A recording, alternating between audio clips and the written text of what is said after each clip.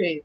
So, hey guys, this is Harshita, your host for the day, and I'm the community specialist at Design Hill, whilst leading creative marketplace that caters to the creative needs of businesses and individuals alike. And I would like you to welcome for this AMA session to discuss how businesses can create a culture of excellence through leadership. I would like to thank Bobby Umar, our guest for today's event, who have taken the time out from his busy schedule to be here and help many entrepreneurs with his tips and tricks. So let me introduce Bobby, our speaker of the day. So Bobby is the CEO of Discover Your Personal Brand. He is an Inc. magazine top 100 leadership speaker, 5 times the TEDx speaker, best-selling author, leading expert on social capital and power of connection, authentic networking, personal branding, digital and social marketing, heart-based leadership, and has experience of over 2 decades. Oh my God, that's so awesome.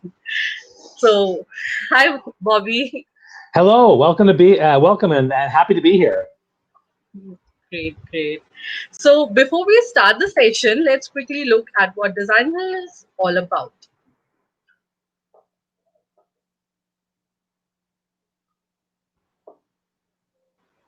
Need to get your parents off your back? Head to the world's #1 creative marketplace, Designhill. When I started my photography business, I needed something that said, this was more than just a hobby.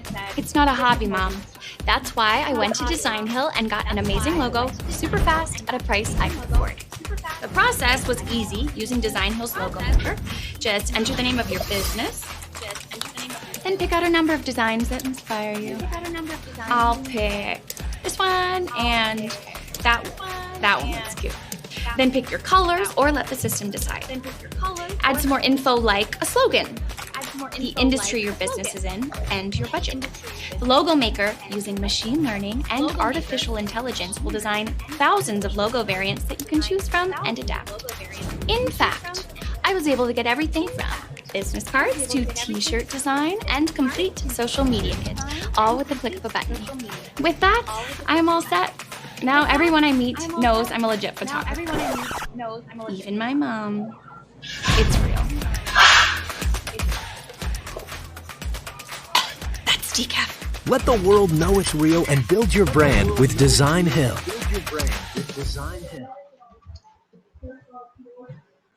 Looking to get your boss to remember your name? Head to the world's #1 creative marketplace, Designhill. When my company promoted me to head up our latest real estate development project, I was excited, then anxious, then petrified. How was I going to hire the team, get the designs completed, and design beautiful presentation materials on our lean budget while impressing my bosses, some of whom are still learning my name? Good job, Mitch. My name's Lawrence. That's why I went to Designhill and got the design help I needed that fit within my company's brand guidelines. The process was simple. Designhill's design contest ensured I'd get a ton of results I'd love. Start by picking a number of designs that inspire you. This one's good, and that one. This one speaks to me. Then share some information about the project. Lastly, pick a package that fits your budget. Do you just want a logo, or do you want it all? Then, boom. I got more than 60 custom design options to choose from, as well as all the other graphic design assets I wanted. And it's all backed by Designhill's 100% money-back guarantee. If I don't find a design I like, I get my money back. You can't lose. Now I have what I need to make a splash at my meetings. With everything from business cards, pamphlets, posters, and more. It's real. Let the world know it's real and build your brand with Designhill.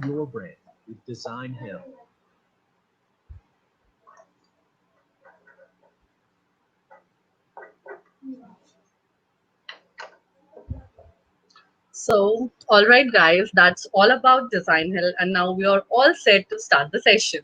So, we'll take up the questions during the session. So, if you have any questions, please drop them in the questions tab. It's just beside your chat section. And if you have a similar question, then just click on the upvote, and the more of the upvotes, we'll take that question only. And we have also rolling out few polls in the poll section. Don't forget to answer them. So, Bobby, before starting the session, I just want to know how it all started uh, as a leader, this speaking thing and everything.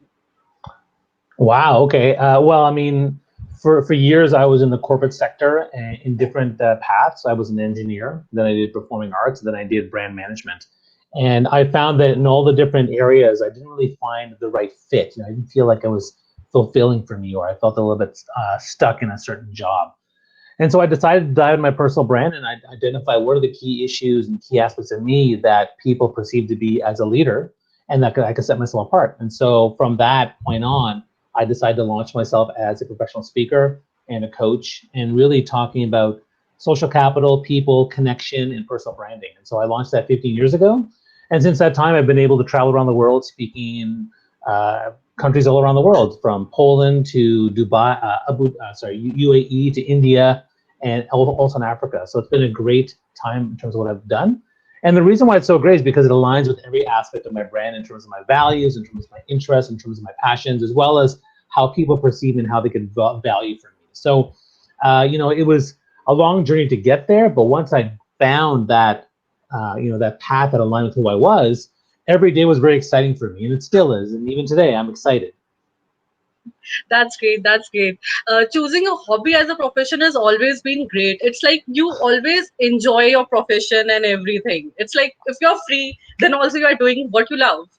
Yeah, and once you find what you love that the world's willing to pay for, and it aligns with who you are, and you know it's going to make you happy the rest of your life, you want the rest of your life to start right away, and it gets very, very exciting. So, the problem is people don't do the work. It takes a lot of work. Like we're talking 20, 30, 50 hours of work to really analyze and self-assess that stuff and then forge that path that makes absolute sense for you. And that's kind of, that work is really an important piece and that's why I call it my company, the discover your personal brand. Because most people spend their time designing their brand or delivering their brand. What they don't do is they don't spend the time discovering their brand. Exactly. That's so awesome. Now there's a lot to learn from me too. So let's begin the AMA session. And our first question from one of our registrant is, how should leaders develop rolling up the sleeves and getting in a deep end mentality rather than just having being a boss mentality? Well, there's a lot of things you can do. I mean, the most important thing here is connection, right? So you have to connect with your employees, connect with your teams. You have to connect everyone as that community. And so you can't really do that sitting at that office at top and not really talking to the people. So there's different ways you can do to make sure you're connecting with your employees and actually even getting in there and doing stuff with them. Because, if they're going to work long hours or they're going to work on a project and they're having trouble, you need to be there with them in the trenches. And so I think connection is the first piece. The second thing is you got to be in tune with what's going on. Some of the worst leaders out there have no idea what's going on in their operations. They don't know what's going on in the financial section. They don't know what's going on in the customer insights. And so it's important to, again, have a leadership kind of philosophy where you're actually in there and knowing what's going on. Now, you don't have to know everything, but you have to have a sense of what's going on. I think that's important. One of the things I always talk about is having an approachable brand where, you're the type of CEO that's willing to go to the other floors, visit people's cubicles, say hello, at the same time making yourself accessible, because then they know, okay, you know what, I have this problem, I want to be able to talk to you, as opposed to, okay, book an appointment for next month. Most of us are working in situations where things are happening right away or need to be done the next couple of days. And if a leader doesn't make themselves accessible in some sort of format, then people are going to check out and not rely on that person. And the last thing I'll say is that when it comes to having that kind of roll up the sleeves mentality, there are two things that leaders need to be able to work on. One is humility. Work on their humility, knowing that you don't know everything, and you have people on your team that know more than you, and they're doing some great work for you and the vision of the company. And the second thing is selflessness. It's not about you. You have to actually give, invest, take the time to get to know your employees, invest in their stories, understand who they are, because when you create that connection, you create a powerful community of people who are aligned to what you're doing and what the organization is doing, what the vision is, and that's when you create really tremendous change and productivity. Great, great. So, what about it depends on the person to person also, the type of employees we are dealing with. So, how if the employee is very offended on getting orders or is very aggressive or very rude, then how to deal with that? Well, I mean, it all comes. The first thing to do, of course, it all comes down to setting the tone, lead by example, right? So you want to be able to lead by example and let people know who you are and how you operate. So if you're going to be authoritative and bossy, then you can expect other people to as well. If you're going to be someone who doesn't listen, then you can expect other people to not listen as well. So I think that's the first thing that comes into play. The second thing is to ensure your employees are empowered. Like, are they listened to? Most employees who project or do these things you're talking about in negative ways because they don't feel like they're part of the process. They feel disconnected. They don't feel like they're part of the organization. So they need to be engaged. And there's different ways for employees to be engaged, but one way is to engage them by actually having conversations and talking to them, having daily or weekly or monthly check-ins with people, having an accessible type of culture around your leadership.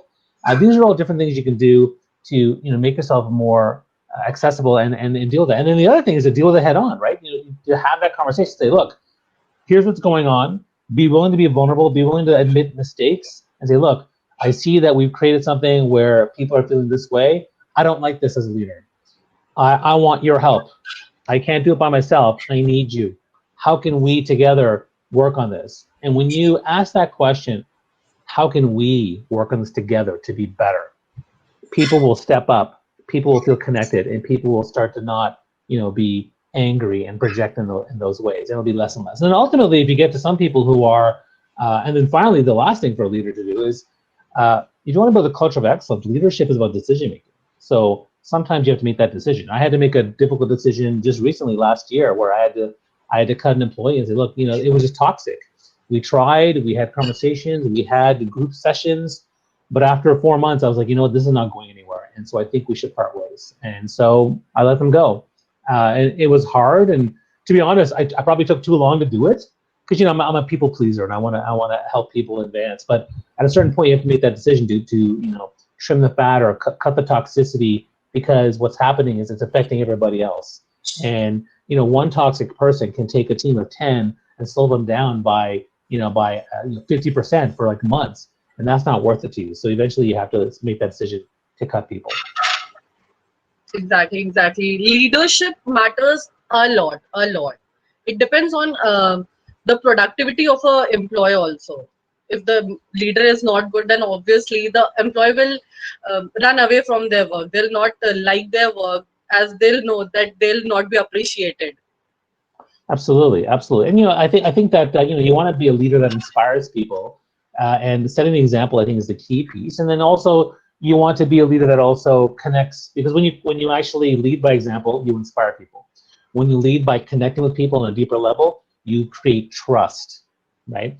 And then if you do that with a lot of people in a very good way, then you create what I call as community, and that's when the really powerful change happens.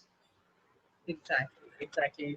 So moving ahead, our next question is, what to do if a leader wants to communicate his or her vision to the executives but does not want to make it sound like an order? And how often should company leaders communicate directly to their employees? Which you already answered in your previous question. Yeah. But yeah, okay. Well, so let's get into this. So I mean, first one is creating a vision by yourself and sending it down to your employees makes absolutely zero sense. You have to empower your employees and your leadership team to come up with the vision with you, because that's how you align the organization. So that would take a couple of days or a couple of weeks in terms of having meetings to really figure that stuff out. When I worked with my company, we spent days and hours on this to try to figure that out so that everyone felt good by it. Because you want to set a vision that everyone can see, because when everyone can see the vision, then they're more likely to want to work for, now how do we get there? Because that's the mission. The mission's how we get there. Let's now put together a mission together, and then we can work together on this. And then you look at the strategies, the tactics, and the processes to help you get there. I think that's the first thing. And because the best visions, again, are created together. The worst visions are created by yourself. And then the check-ins, again, it depends. But I mean, depending on the size of your organization, the scope, the hierarchical structure, daily, weekly, monthly check-ins are very, very helpful. If you have a small team of 10 people, a daily check-in, just even for like 20 minutes, when we work on a day, how are we feeling, getting them charged up, that's a fantastic way to get people, aligned to the task for the day. And then a weekly check-in or monthly check-in, again, allows people to share the stories of the week, the challenges, the ups and downs, and lets people know that you're still accessible as a leader. I mean, the higher up you go in the bigger your organization, if you're like a CEO of a company of 10,000 plus, obviously that's hard, but you can still check in daily with your leadership team. And I don't see, and a lot of organizations don't do that. But if you want to really create a sense of community, a sense of, moving forward, a sense of accountability even, then the daily and weekly check-ins are far more impactful to your business than the monthly and quarterly check-ins. Exactly, exactly. Where comes the hierarchy thing? There is a problem, but we can manage through leaders and all, good leaders and all. Yeah. So, moving ahead, our third question is there is a conflict going on between our spend in office versus productivity. How to balance this scale of output versus outcome? Yeah, I think that's a really big challenge for a lot of people. And the first step, of course, is going to come with having a really frank discussion about it to identify. First off, we have to embrace the fact and identify the fact that this is a problem in our organization. And once you and your other team members agree on this, then the question, how are we going to deal with it? Well, first off, having a discussion to kind of flesh out what are all the issues that are going on. So yeah, and doing so, the whole point of having that discussion is to, number one, empathize with what people are feeling and how they're feeling that way, and to understand what are some of the issues that they're having. Because as a CEO or as a leader, you don't know everything that's going on, so you need to take that time to really listen and understand and get that information from people. Then once you've done that, then you have to look at four things. You have to look at, okay, what efforts are being made, what kind of outputs are we creating, what kind of outcomes are we getting from that effort and output, and then what's the impact on that that's going out there, as well as overall coming back into our organization. And when you look at those things, you have to also look at a few other things, like how are we trying to look at doing a task that is it cheap, is it quick, is it aligned with our values and our mission, are we faithful to our purpose? And eventually what you want to do is you want to get to a point where the outcome is greater. The outcomes that you've created are greater than the impact, and it was greater than the output. But you want to have that output to really 10x, so that there's greater impact and outcome for yourself. But a lot of it takes time to analyze and really figure that stuff out. And again, similar to the personal brand piece, that where people don't discover their brand, same from a corporate situation. When I go into companies and I find out that they're not doing the work to really take the time to really understand the symptoms and the challenges around that, then how can you solve it? Because if you just take the time to really analyze it, you might be able to identify gaps and opportunities to help with productivity. And the last thing I'll say is productivity will definitely be increased when you work on alignment. A lot of people want satisfaction, motivation, and alignment with their work. So if you do some work around values and do some work around personal branding to see how they align with the company, then what you're going to do is you're actually going to create more alignment and meaning with the work.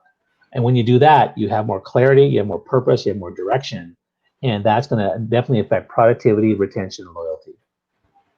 Exactly, exactly. So these 3 points are the must, So looking into our questions tab, one Sure. of our attendees is asking, in a society that is working remotely more and more, I'm just clicking on it, you can see on your screen also. So how can a leader inspire and lead by example with reduced human interaction with their colleagues and employees? And that's a great question, because I think that's going to be the biggest issue of the day in the next couple of years because of COVID. We have to address this now, and it's harder to engage employees and to create that human interaction when we're online. I think it's a big challenge. What I would actually suggest, and this is actually a new trend that a lot of people are doing, is that I often would go to companies for their annual offsite or their their quarterly offsite and do a team building event. But I actually recommend doing team building events within your meetings. So if you have an hour meeting, set aside 5-10 minutes for some sort of team building, some sort of fun activity. You could play a Jeopardy game or a quiz show, and don't do it at the end. Do it somewhere like in the middle, right? Because it may actually fire up discussion that people may want to stick around for afterwards. But I would say doing some sort of team building event is actually really powerful around 40 minutes in. You can also do a team building event at the very beginning to kind of get them all excited. And then I think the other thing that's really required for online stuff is you need to have far more accountability that's written out. So someone should be there at the meeting taking notes. Say, look, we're going to actually take notes so we can make sure we're clear on what are the accountabilities and responsibilities and tasks and what we're doing, and then actually make sure everyone's aligned on that, because people get very disengaged all the time when it comes to video calls. And the other thing I'll suggest is I highly recommend having video calls, seeing people's faces, seeing them, because if you're on video, you can't be looking at other screens, you can't be on your phone, things like that. People are far more engaged. So I think you should insist on having video calls every once in a while. And these are all different things you can do to try to increase that engagement and help the human interaction when it comes to the remote workforce. Exactly, exactly. So I hope, Tom, your answer, you got the answer. So moving ahead, our next question is, what are the types of leadership styles? Well, it's a good thing you asked that. I mean, there's actually a poll. I gave you guys a poll for that, but there are different types. I mean, one type would be the authoritative type, where a person just yells at orders and tells you what to do, and that's one that's kind of the old leadership model from 50 years ago, but now it's changing. There's other ones where there's a coaching model leadership where the coaches where they spend a lot of time coaching their leadership team and have coaching circles to make sure people are having their needs met and helping them move along the path. So I think that's another model. The democratic process where people will take in the information from people and then maybe have a vote or build by consensus. There's the affiliative model, which is something I usually do, which is I'm a people guy, so I want to make sure people first. Number one, that's what I care about. I want to make sure people come first. How are you doing? Things are bad. Okay, you know what? Take a day off or take a break, or I understand, or let's talk privately and see if we can discuss and just listen to them for a while. So for me, I'm more of an affiliate approach. I'm also a bit of a collaborative leader as well, where I team up with 2 or 3 people on this thing and 2 or 3 people on this thing, and I actually will, instead of saying go do this, I'll say let's the 3 of us have a working session and let's do this together. So I like to get in the trenches with them, but I get entrenched with smaller teams to make things happen. So I'm more of an affiliative and a collaborative type of leader. That's kind of my thing. And authoritative is something that we all sometimes do, though. Like sometimes in stress, like if I have a major deadline or something, I'll say, what, just do that. But if you've built up the social affiliation, the connection, you built up that trust that we talked about, you built up a community. When you go authoritative, people are generally okay with it. Great, great, great. So actually, I also didn't know these types of styles. I just knew the authoritative one. Yeah. But yeah, it's nice to know. Yeah, there are many other ones too I may have missed, but those are some of the main ones that are quite popular. That's great. That's great, guys. So do ask your questions in the questions tab, and hope all your questions will be answered. So moving ahead, our next question is, how to change a pre-existing lazy culture? A pre-existing lazy culture. Wow. Okay. So I mean, the first thing is to understand how to identify that. Like what is the definition of a pre-existing lazy culture? And that can only happen really by having surveys and having constant communication with your employees, understand exactly what they see. But again, I think it goes back to the similar example around conflict, which is again leading by example. Number one, you have to lead by example. If you are lazy, people are going to see that you're lazy. So I think number one, you have to lead by example. Number two, as I said, you have to dive in and actually try to understand exactly what's going on.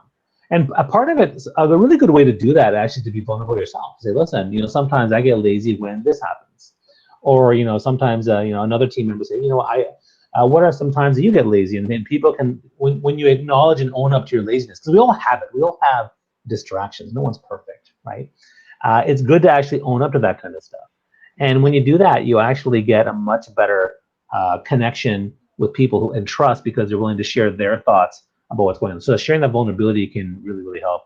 The third thing I'd say is, having a more of a coaching leadership style. So let's get into it. Maybe have a group coaching session, or even have a facilitator come in and have a coaching session to flesh out what are some of the things that we're seeing that are good, and seeing some things that are bad, and seeing if that laziness piece flushes out. Because if it does, then you can set up a follow-up meeting to then say, okay, let's dive into this laziness piece and what can we do to change that. And then again, I'm going to go back to what I said before, which is, but at the end of the day, if you've identified 2 or 3 people that are clearly the toxic ones that are adding to the laziness culture, then I think you have to give them a chance to succeed. And if they don't, you need to let them go.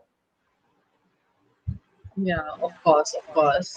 Because of course we can't work like that in a lazy culture. The employee themselves will become lazy and they'll be like, there is no process being followed and everything like that. So Yeah, and I then, think you have to be mindful of the brand of the company, right? I mean, you have your own thought leadership brand, right? So your brand is, how are you? Are you lazy? Are you empathetic? Are you collaborative? Are you affiliative? What kind of brand do you have? What do you promise to deliver? But ultimately, the company has the same thing. The company has a brand and a promise they deliver to their employees, their stakeholders, their partners, their suppliers. And trust me, when there is any sort of toxicity or laziness or any sort of negative aspect of an organization or even a brand, it will be seen by the other people. And you want to protect your brand at all costs. Exactly. So, on that note, we are going ahead with our next question. Pay cuts, pink slips were always a part of a fast moving corporate environment, but how not to injure loyalty and still empathize? Yeah, I mean, I think that's a hard part. I mean, most people should understand that business requires people to be let go and to transition. But ultimately, I think the number one thing is to offer support, right? So when you let someone go, the relationship shouldn't end there. A lot of people just say, "Okay, fine, see you're gone. I don't want to deal with you." But I would probably say, look, let's have the conversation. How can I support you moving on? Because if there's not a fit here in the organization right now, we need to let you go. How can I offer support? And support can come in terms of coaching. It can come in terms of transition services. It can come in terms of training or skills training, or giving them the tools they need to get to their next thing. I mean, obviously, a lot of companies focus on just here's your money, here's your compensation package, but it should be more than that. People, I mean, money is nice, but people also want that support. So I think that's an important piece. Number two, I think it's good to have transition interviews. And I know one thing I'm not a big fan of is transition interviews are usually done by HR people, and usually the HR people are not part of the team. I highly recommend someone within the team or one of the lead, and maybe two people, someone maybe a colleague on the same level as well as maybe a superior, be there to actually listen to whatever you want to talk about. Just say what you want. Keep it completely open, and allow them a chance to and let them, if they want to vent, let them vent. Because the truth is, people have emotions. People are human, and they need a chance to share how they're feeling. So I think that's an important piece. And ultimately, listening and empathizing, understanding is going to 10x the relationship even beyond. So a really good way to help people afterwards, say, listen, I'll offer you a great recommendation to help you get that next job or the next thing, and they'll speak nicely of you afterwards. That brand goes hand in hand. The way you treat people is going to reflect on how they treat you after they leave. And so you want to treat employees like they're working for you on their last day, and you want to make them have the best experience ever.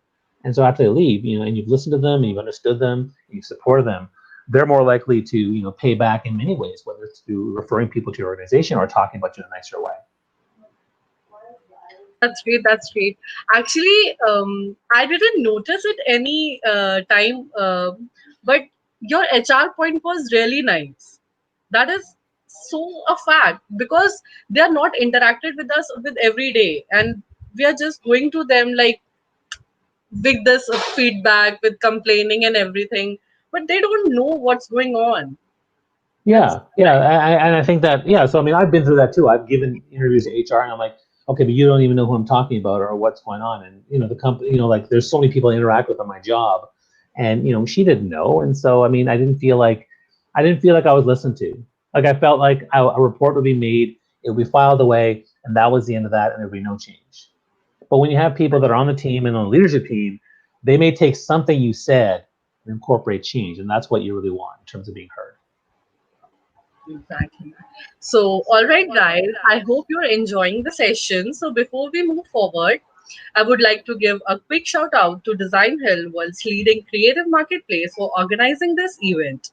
So, let's take a quick break of 2 minutes and then let's keep this interesting conversation going on. So, stay tuned. We'll be back to hear more from Bobby Umar.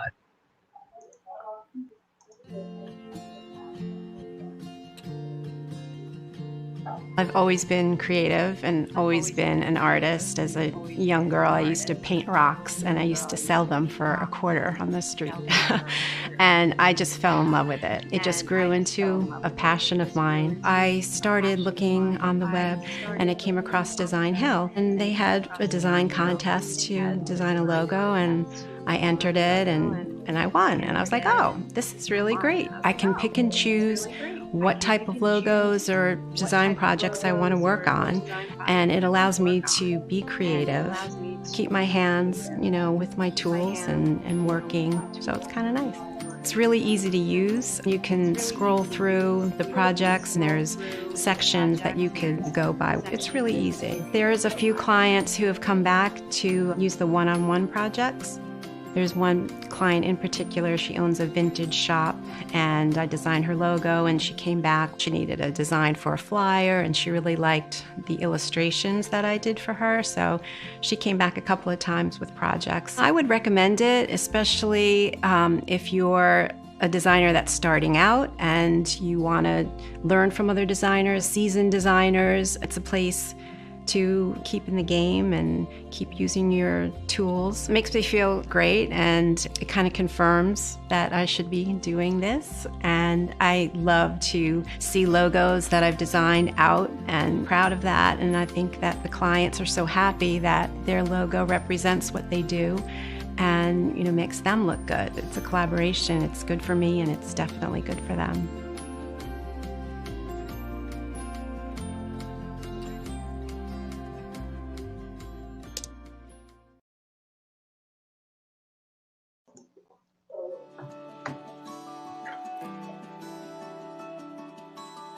Clarematics is a full-service video agency based around video production. We created a brand that fit our identity at the time, but as we've evolved as a company, we found that original brand didn't quite fit our aspirations anymore. Finding a partner to rebrand your entire company takes a lot of time and effort. Finding Designhill was an incredible lifeline. Designhill offers a money-back guarantee. If we don't like any of the designs, we get all of our money back. The stuff that we ended up with were well beyond what we had been seeing on other creative services platforms. After creating a simple design brief by answering some questions created by Designhill, we posted, and within a few days, we had over 250 entries. Designhill's platform made it easy to communicate with all the potential designers. Eventually, we picked a winner. In addition to a logo, our designer also created a letterhead, business cards, and banners for all of our social media platforms. With Designhill's help, we now have a brand that meets our aspirations. We're ready for the future and everything that it's here to bring.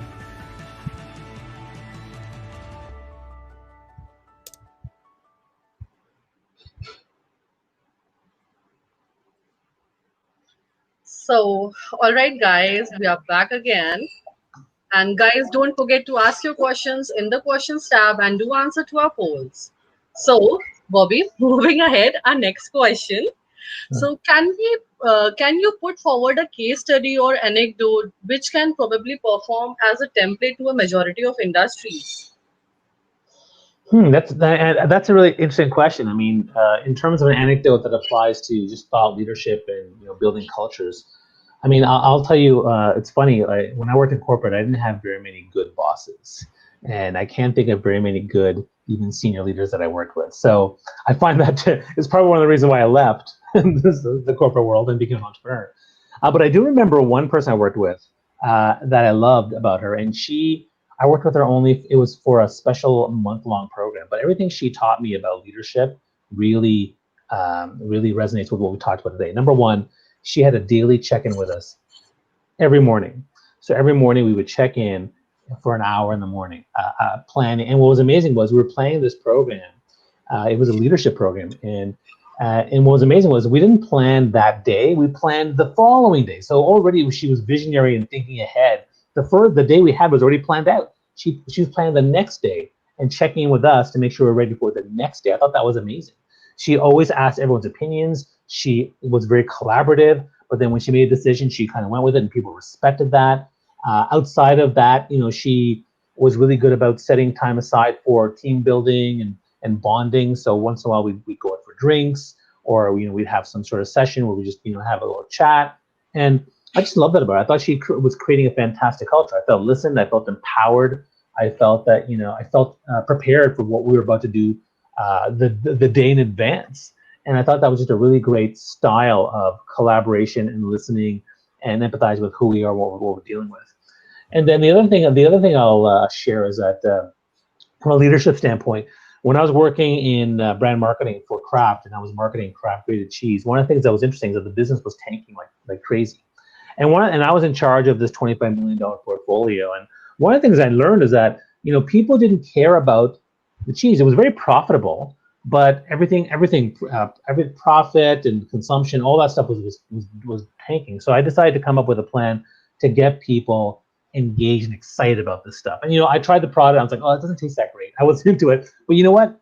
I didn't care. I want to get people excited. So I started doing everything I could to get people talking about this. And I looked at every single touch point along the way in terms of how people saw grated cheese, and I made sure we made improvements. Things hadn't been improved on that in the processes or in the marketing or promo materials for a decade. Updated the website, updated the packaging, updated the promo materials. I started putting canisters of grated cheese everywhere in the building, and people would call me, "Hey, why is there a can here?" I was like, "Oh, did you know that grated cheese?" And I started talking about it. On Halloween, I dressed up as a can of grated cheese and had grated cheese earrings, and I did everything I could to just get people first aware of this amazing product and the profitability of this product. I then got people talking about, let's try to make some changes within all these different touch points, and then just pushing it as much as I could to champion. I championed that brand. And after 2 years of work, we've had our first uptick in profit, share, everything across all the boards in like 10 years. And it took about a year and a half to get those results, but it worked. And leadership, change doesn't happen overnight. It takes time, it takes effort, but it takes consistency, it takes passion, it takes building the brand and awareness that people know what it is and why it's important, so that you develop excitement around the product or the team or the organization, whatever we're doing. And when you do that, that's when the magic really happens. Exactly. And the hard work always pays off. Absolutely. That's great. That's great. So we have a question from one of our attendees. What Sure. advice would you give to the leaders who are starting new businesses, and what are some things that you learned in the process? Yeah, so starting a new business, I think, is a fantastic question. I've started several businesses, but I would say the biggest thing for starting a business is put together the pitch, put together the plan, whatever it is you want to talk about, and tell everybody about it, and get feedback. Get them to challenge you on everything. Ask you difficult questions. Criticize this. Criticize that. Confront this. Because what you want to do is you really want to hone in and make sure everything you have, you've thought of everything, and you have a clear, crystal solid plan that people can get behind. And when I did that, the other thing that happens is then the second piece, which is you want to have really good people with you. It's pretty hard to do something by yourself. So, when I did that and I started talking about this plan all over the place, people got very excited. Next thing you know, I got 3 or 4 people to join me on this plan, and they became part of my initial leadership team. And that also is another way to start the business. And the third way to really start a business is having some sort of coach or a team of advisors. Having a coach or a team of advisors are really powerful because they champion you, they support you, they're a sounding board, they provide focus, accountability. Most importantly, particularly having a good coach, they can 10x your results. Because you could do 1,000 things, right? But you have to do a dozen of the right things. And so it's important to have that advisory board or that coach to help you actually, get in that way. And then I think the last thing, one of the things I learned in the process, I would say is, I have to be open to change around the way I think things should be. As the CEO of DYPB, I had very strong opinions on the vision and the mission. I had very strong opinions of our strategy and our tactics. But if the team, particularly the majority of the team, are seeing things a different way, I need to open my eyes and listen with empathy and try to understand where they're coming from. Or if they're confused, try to understand where the confusion is. Because this is my team, and I'll be most successful if the top 3 or 4 people that are with me are also on board. And so for me, I think that was quite powerful. And then I think the last thing to say is, you can't really do well with a business unless you actually put together a plan where you're talking to people, getting feedback from your potential customers. A lot of people just put it out there. How do you know there's a market for it? You have to actually put it out there and ask questions and see what people think. And once you do that, then you'll have a better sense of what the market is and how much they're willing to pay and what they think about it. And leverage your potential customers or present customers to evolve and grow your products and services. Exactly. So I'm gonna add one more thing. Sorry. If you're starting a new business, you definitely have to have a personal brand and thought leadership and digital marketing strategy around your content, around your relationship building, around your storytelling, your speaking, communication. If you want to become a thought leader or an expert in your field for whatever business you're starting, the 3 things you got to do is build deep and broad relationships. You have to create new ideas and content online, particularly on someplace like LinkedIn, And number three, you got to work on your speaking and your writing skills and continually work on those things. Because when you do those three things, then you'll become the next Seth Godin, the next Gary Vaynerchuk, the next Richard Branson. Exactly, exactly. And to add that, I think to start a business, there basically the main point should be the planning and the ability to listen, to grasp the things the people are saying there. Because some people are like, yeah, I have the strategy, I have the energy, I can do it by myself, and they don't listen to their employees, their friends, and that, and that's sometimes a miss.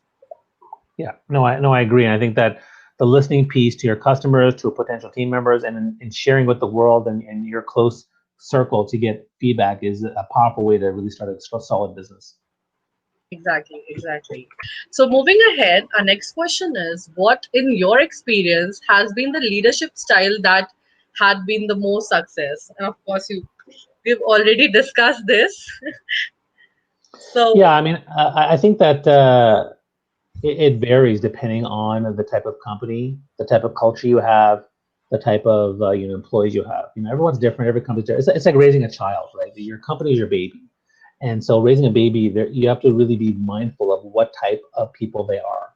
Are they young? Are they old? Are they do they want more direction, feedback, and coaching? Do they want you just to set the tone? And are they more task oriented? So I think that really depends. That said, I think it's increasingly important to be connective. Connective means that you're taking the time to understand and listen to people and understand exactly who they are, know what personality types they are, and know what drives them, what motivates them, what fuels them.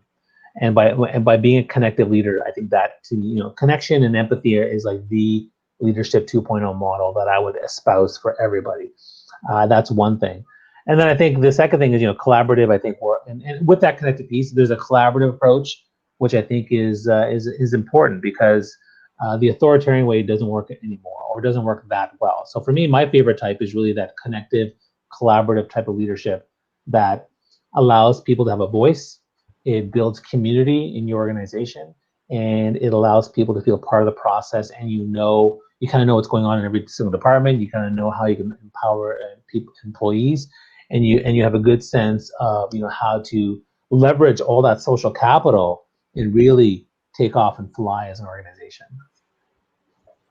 that's great. That's great. So guys, once more, just ask your questions in the questions tab, or else it be missed, not in the chat section. And yes, Bobby, people our attendees are enjoying the session and they're Good, loving your good. answers.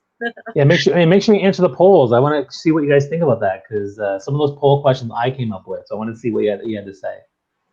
Yeah, few people have answered your question, your poll, which was, what is the most important leadership sought by organizations who want to improve their culture? And Yeah. 50% have answered communication, 33 have answered with empathy, and Okay. 17% with decision making. Okay. Good. The correct answer is empathy. So right now, like the most highly sought skill set is empathy for leaders. So And 33% of our attendees are right. yeah, because and communication is trick because communication used to be the one. So about 10 years ago, communication was the number one skill. Now, communication and empathy kind of go hand in hand, right? I mean, empathy requires active listening, which is part of communication. But empathy is the thing that people are really wanting to get from their leaders because they want to feel more empowered and more productive and create those better cultures of excellence. And to our next poll, which was, what is your preferred leadership for someone you follow? So 50% have answered affiliative and 50% have answered coaching. Okay, very nice. So Okay, it's good. is It's there good. any There's no right answer. I mean, I just kind of put it there because I want to see what people thought. Okay, okay. So yes, guys, you will get the recording of this AMA via email. Just after once the session is over, you will get the email. So moving ahead, our last question for the session is strategy versus execution. How should a leader place or distribute himself? Well, I mean, in the beginning, when you start a business, I mean, obviously you're doing a lot of execution. Strategy should always be part of the game. But as you move along and you start to have more employees and more team members, I mean, ideally, a leader should be certainly always be part of the strategy piece. Eventually, though, you start to let go of some of the execution. So, when I started, I was at my first company, you know, uh, things I hate doing, like bookkeeping, for example. I was like, I don't want to do bookkeeping anymore. So then you find a way to outsource that.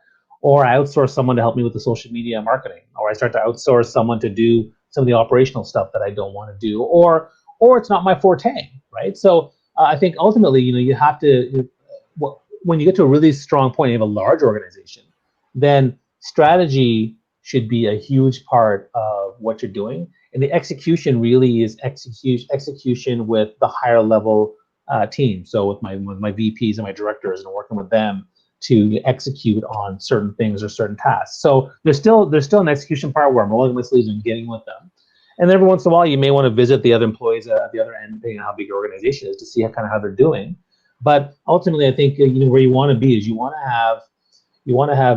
you should always be involved in the strategy of things, and you also want to have some sort of foot in the door in terms of execution, and no matter how high you get, but you also want to, because you also want to have a touch point with what's going on and not get out of touch with where you are as a leader. Great, great.